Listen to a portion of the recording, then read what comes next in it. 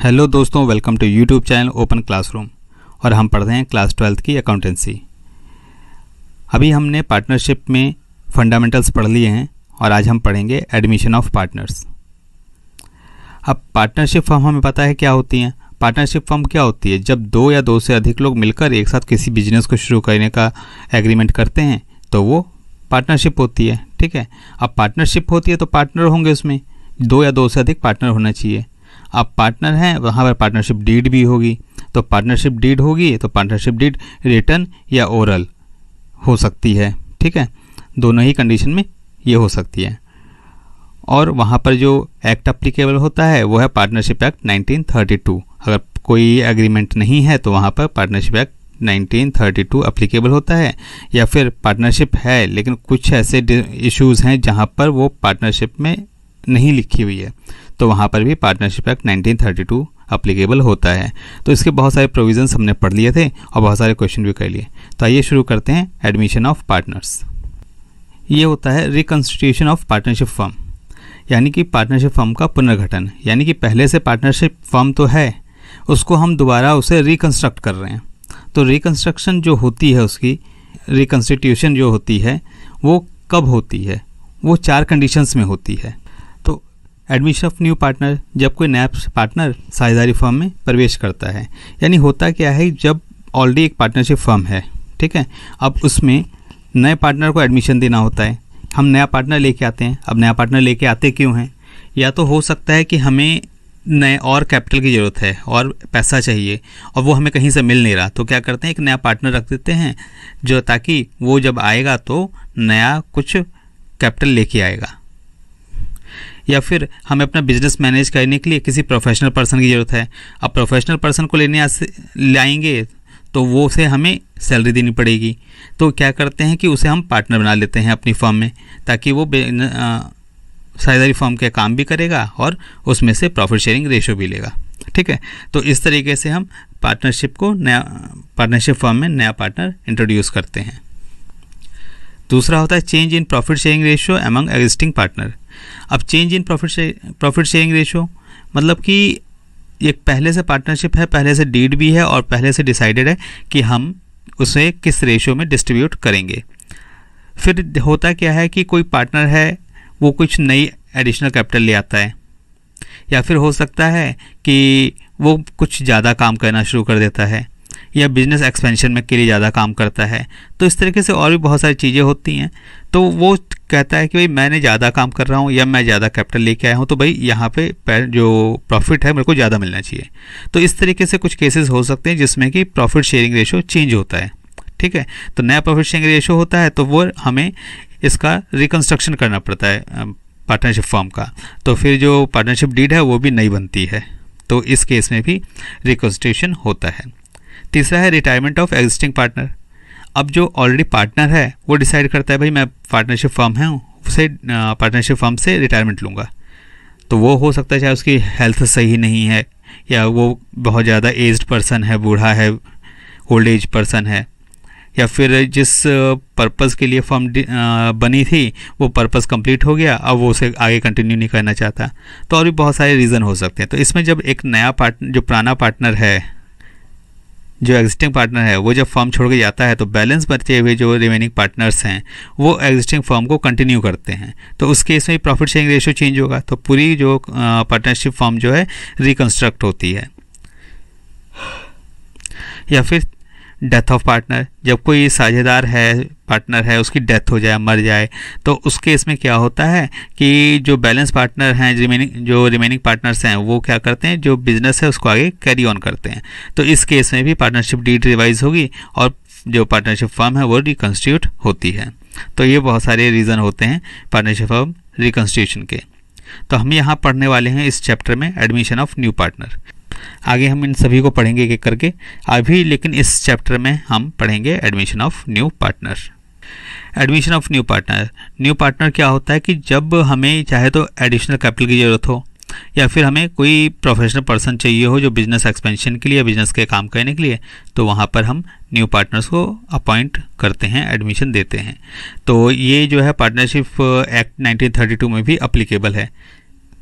लेकिन इसमें होता क्या है कि एक तो जितने भी पार्टनर एग्जिस्टिंग पार्टनर हैं कंपनी के फर्म के, वो सारे एग्री होने चाहिए। ऐसा नहीं कि अगर 4 पार्टनर हैं तो एक एग्री है बाकी एग्री नहीं है, ठीक है। तो सभी को एग्री होना ज़रूरी है। जब सभी एग्री होंगे तो किसी भी नए पार्टनर को हम यहाँ पे एडमिशन दे सकते हैं, ठीक है। तो कहता है कि when firm require additional capital और मैनेजरियल हेल्प और both for the expansion of its business, a new partner may be admitted to supplement its existing resources। ठीक है। तो कहता है कि फर्म को अगर चाहे तो कैपिटल की ज़रूरत है या फिर मैनेजरियल हेल्प चाहिए या फिर दोनों की ज़रूरत है, तो वो नया पार्टनर रखते हैं जो फर्म की जो एग्जिस्टिंग रिसोर्सेज हैं उसमें वो शेयर लेता है। According to Partnership Act 1932, a new partner can be admitted into the firm only with the consent of all existing partner unless otherwise agreed upon। तो यहाँ पर जब भी नया पार्टनर एडमिट होगा फर्म में तो वो सभी पार्टनर जितने हैं वो एग्री होने चाहिए इस पे। With the admission of new partner, partnership firm is reconstituted and new agreement is entered into carry on the business of the firm. तो जब नया पार्टनर एडमिशन लेता है तो फिर ये फर्म जो है दोबारा रिकॉन्स्टिट्यूट होती है, यानी दोबारा बनती है, और इसमें जो न्यू पार्टनरशिप डीड है वो भी नई बनती है, न्यू एग्रीमेंट होता है। अब जो नया पार्टनर आता है वो उसमें उसके 2 राइट्स होते हैं। Right to share the asset of the partnership firm. एक तो पार्टनरशिप फर्म में जो एसेट्स हैं उस पर उसका अधिकार होता है, ठीक है, उनकी संपत्तियों में उसका अधिकार मिलता है। दूसरा, right to share the profit of firm, right to share the profit of the partnership firm, और पार्टनरशिप फर्म के जितने लाभ हैं उसमें उसे शेयर मिलता है। तो ये 2 इंपॉर्टेंट चीज़ें हैं जो नए पार्टनर को एडमिशन के टाइम पे मिलती हैं। अब कुछ इंपॉर्टेंट पॉइंट्स जो हैं ये पार्टनरशिप फर्म में जब कोई नया पार्टनर आता है तो क्या चेंजेस आते हैं। देखिए, पहले तो एक न्यू प्रॉफिट शेयरिंग रेशियो मिलता है, यानी कि जब 2 पुराने पार्टनर थे वो किसी रेशियो में तो अपना प्रॉफिट ले ही रहे थे, प्रॉफिट शेयरिंग रेशियो था उस वक्त। लेकिन जब नया आएगा तो प्रॉफिट शेयरिंग रेशियो तो चेंज होगा ना, क्योंकि वो हर एक में से कुछ ना कुछ हिस्सा तो लेगा, तो प्रॉफिट शेयरिंग रेशियो सबका चेंज हो जाएगा। तो एक न्यू प्रॉफिट शेयरिंग रेशियो वहाँ पर बनती है, नई प्रॉफिट शेयरिंग रेशियो में वो अपना प्रॉफिट लेते हैं। दूसरा आता है सैक्रिफाइसिंग रेशियो। अब ये सैक्रिफाइसिंग रेशियो क्या होता है? देखिए, होता क्या है कि जो पुराने पार्टनर हैं, जो पहले से एग्जिस्टिंग पार्टनर्स हैं, वो किसी एक्स अमाउंट से अपना प्रॉफिट ले रहे थे। अब कोई नया पार्टनर आएगा तो क्या होगा, उनका जो प्रॉफिट रेशियो है वो कम हो जाएगा ना।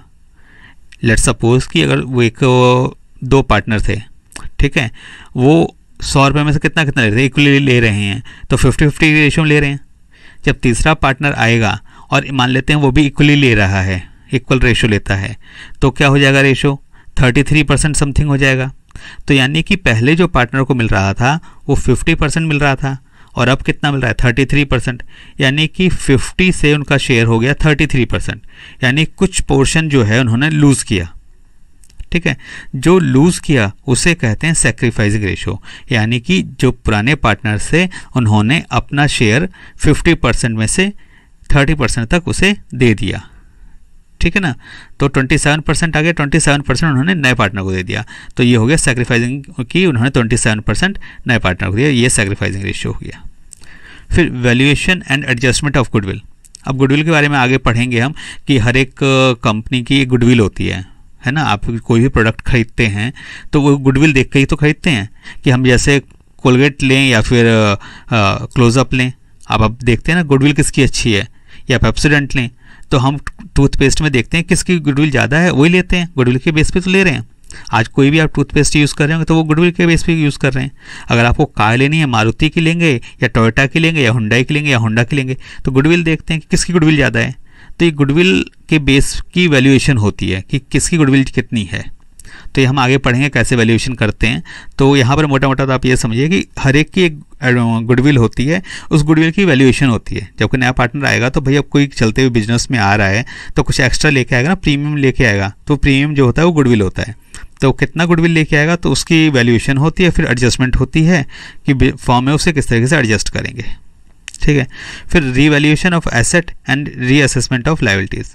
अब कई बार होता है कि जब नया पार्टनर आ रहा है तो जो हमारी एसेट्स हैं बुक्स में उसकी हम असेसमेंट करते हैं कि जैसे बिल्डिंग है, मान लीजिए एक बिल्डिंग है, हमने जब खरीदी थी उस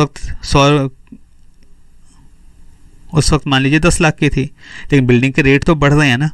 तो ऐसा तो नहीं जब नया 10 साल बाद कोई पार्टनर हम ज्वाइन कर रहे हैं तो उसकी वैल्यू वही रही होगी, तो बिल्डिंग की रेट बढ़ी है तो उसी तरह उसकी भी कॉस्ट बढ़ जाएगी, तो उसी के हिसाब से हमसे कहेंगे भी कितनी कैपिटल इंट्रोड्यूस करनी पड़ेगी।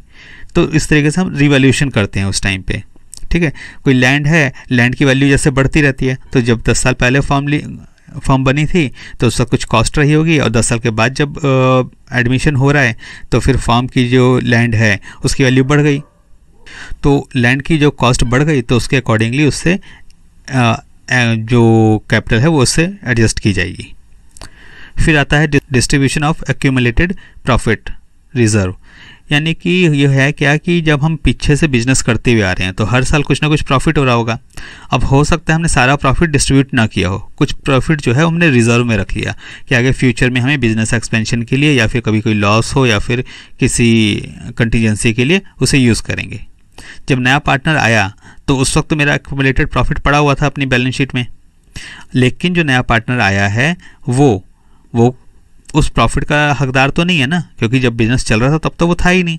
तो ये जो बिजनेस में प्रॉफिट कमाया वो पुराने पार्टनर्स ने कमाया, तो कहते हैं कि भाई जो पुराना प्रॉफिट हमारा पड़ा हुआ है उसे हम आपस में बांट लेते हैं, ख़त्म करते हैं उसे, और बाकी नया आया है तो नया अकाउंट शुरू करेंगे। तो ये वो प्रॉफिट होता है जो बाद में नया पार्टनर जब इंट्रोड्यूस होता है तो वहाँ पर वो डिस्ट्रीब्यूट कर लेते हैं आपस में। फिर आता है adjustment of partners capital account. अब इस तरीके से जब पार्टनर्स का कैपिटल अकाउंट होता है कि जो पुराने पार्टनर्स हैं उन्होंने कितनी कितनी कैपिटल इंट्रोड्यूस कर रखी है, जब नया पार्टनर आता है तो फिर उनकी पार्टनर्स में कैपिटल अकाउंट एडजस्ट करते हैं। तो फिर होता क्या है कि जैसे कि हम बिजनेस चला रहे हैं उसमें 1 लाख रुपए की कैपिटल इंट्रोड्यूस है और 2 पार्टनर हैं, मान लिया उन्होंने 50-50 हज़ार रुपये इंट्रोड्यूस कर रखे हैं।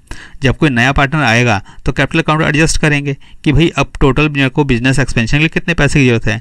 अगर 1.5 लाख की ज़रूरत है तो देखेंगे भाई कि जो हम रेशो डिसाइड कर रहे हैं उस रेशो में उनसे लें। तो इस तरीके से कौन कितनी कैपिटल लेके आएगा अब, तो वो उस तरीके से पुराने पार्टनर्स और नए पार्टनर्स उनकी कैपिटल का अकाउंट को एडजस्ट करते हैं, और जिसको लेके आना होता है जैसे जो भी हम रेशो डिसाइड करते हैं तो वो लेके आता है, या किसी ने ज़्यादा इंट्रोड्यूस करे तो वो वहाँ से पैसा लेके जाता है। तो इस तरीके से हम कैपिटल अकाउंट को एडजस्ट करते हैं। तो आपको ये समझ में आ गया एडमिशन ऑफ पार्टनर्स की तो बेसिक फंडे हैं वो यही हैं, तो ये क्लियर हो गए होंगे। इसके बारे में आप चाहें तो और डिटेल में अपनी बुक्स में पढ़ सकते हैं। तो आगे हम नेक्स्ट क्लास में इसके कुछ क्वेश्चंस करेंगे प्रॉफिट शेयरिंग रेशो पे कि आखिर प्रॉफिट शेयरिंग रेशो होता क्या है और उसे कैलकुलेट कैसे करते हैं, ठीक है।